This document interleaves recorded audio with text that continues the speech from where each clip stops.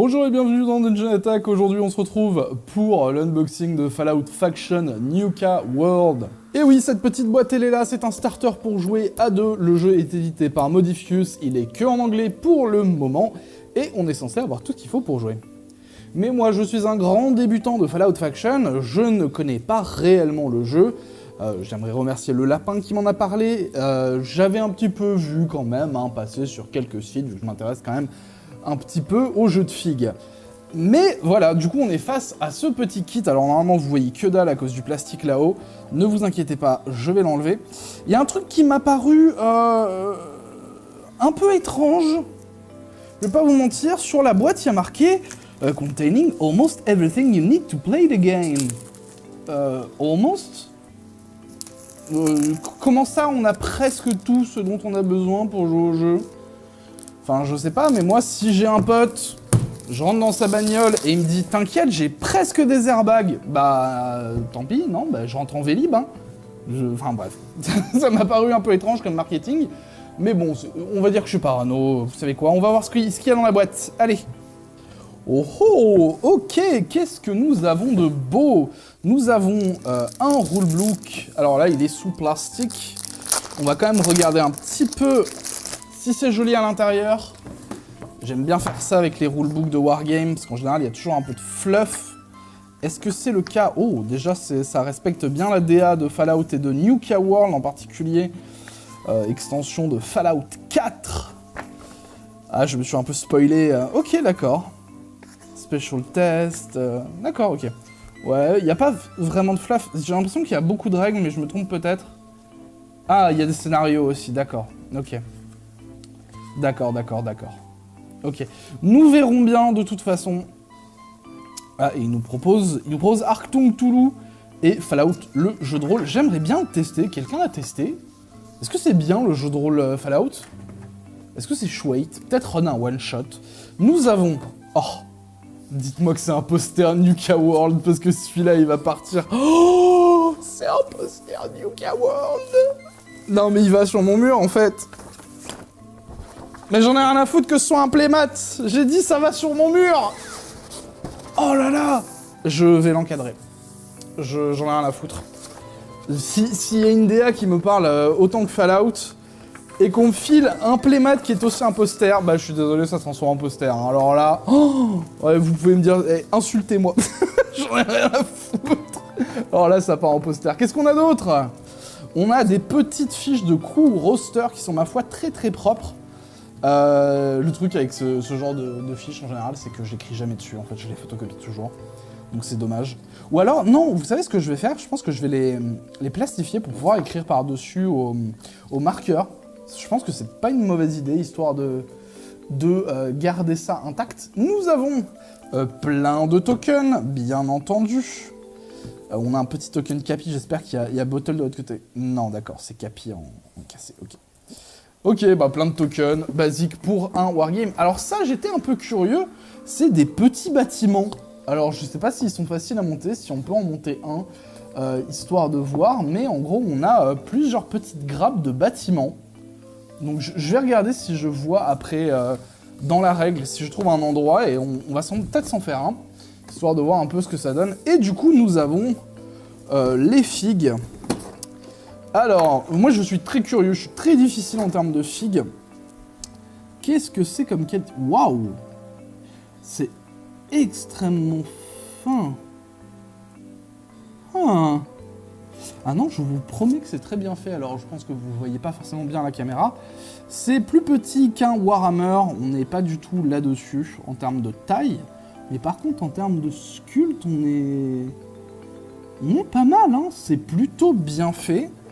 On n'est pas non plus sur de la qualité Game Workshop ou Atomic Mass Game, mais écoutez, c'est plutôt pas mal. Nous avons ensuite des bases, apparemment toutes les bases sont standards. Et là par contre, c'est clairement de la base à la Warhammer, hein. C'est littéralement pareil. Mais voilà, on a les petites bases qui sont fournies. Alors si ça c'est ce que je pense, c'est incroyable. Nous avons les dés, des dés qui sont beaux. Un Game Workshop, des dés qui sont très très mignons, avec des petits symboles pour les critiques qui sont vraiment très très chouettes. On en a 2 différents, un set turquoise et un set rouge. J'ai oublié de préciser, parce que quand même, pour tout ce qu'on a là, bien entendu, ça a un prix. Le starter set, il se négocie aux alentours de 90 €, donc pour 2 Warband. Toutes les figurines, un peu de décor, les tokens, là, les dés, qui sont quand même très beaux, hein, ils sont vraiment très très chouettes. Et un petit mesureur Fallout. C'est incroyable. Oh là là, attendez, je range les dés. On va regarder le mesureur ASAP. Parce que alors ça, si c'est un mesureur en inch, il va partir dans tellement de... Oh là là, oui, c'est un mesureur en inch. Là, honnêtement, je sais pas quoi vous dire. Vous connaissez un autre jeu de type Wargame qui vous fournit un vrai truc comme ça dans la boîte? Parce que Game Workshop fournit des espèces de petits... je sais même pas comment ça peut s'appeler. De petites merdes. Des petites merdes de 10 pouces. Game Workshop vous fournit ça, c'est une espèce de... Voilà, une réglette, plutôt qu'une petite merde. C'est une espèce de réglette en plastique que Game Workshop vous fournit pour ses wargames. D'ailleurs, c'est la même chose pour 40K et Age of Sigmar. C'est juste des petits marquages qui changent, mais c'est exactement pareil. Par contre, ils vendent bien entendu à côté le maître ruban, je suppose. Comme tout ce que fait Game Workshop, on vous donne une petite dose de crack, et si vous en voulez plus, il faut revenir. Bon, du coup, voilà ce qu'on a dans ce starter set 2 joueurs. Vous savez quoi, on va essayer de construire un bâtiment. Je vais regarder si c'est correctement mis dans la règle. Si c'est le cas, je vais essayer d'en construire un pour vous montrer un peu ce que ça a. Mais en tout cas, on a quand même un petit peu de matos. Après, 90 €, ça reste dans la fourchette moyenne de ce qui se fait en termes de tarification pour des wargames. Il y a le truc de presque tout ce dont vous avez besoin pour jouer qui m'inquiète un peu. Malheureusement, je peux pas vous en parler plus, il va falloir que je me focus là-dessus avant d'en parler. De toute façon, que ce soit pour ma dernière vidéo de Warcry ou la vidéo de Fallout, ça arrive sur la chaîne. Attendez-vous à avoir plus de contenu sur ces jeux, à vous dire aussi si c'est des bons starter sets, si c'est des mauvais starter sets. Bon, alors pour Warcry, il y a des gens qui m'ont dit « Je t'ai fait douiller », donc on va voir, mais voilà. En tout cas, pour celui-là, pour le moment, ça m'a l'air correct, mais cette note au début m'inquiète un petit peu. Je ne vois pas de notice que ce soit pour les figurines ou pour les bâtiments. Ça, c'est un peu inquiétant. Est-ce que c'est le genre de truc où... attendez.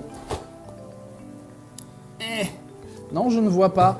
Je sais qu'Atomic Mass Game ne fournit plus de trucs papier pour monter les figurines et qu'il faut aller sur leur site. Je ne sais pas si c'est le cas. Je suis en train de chercher.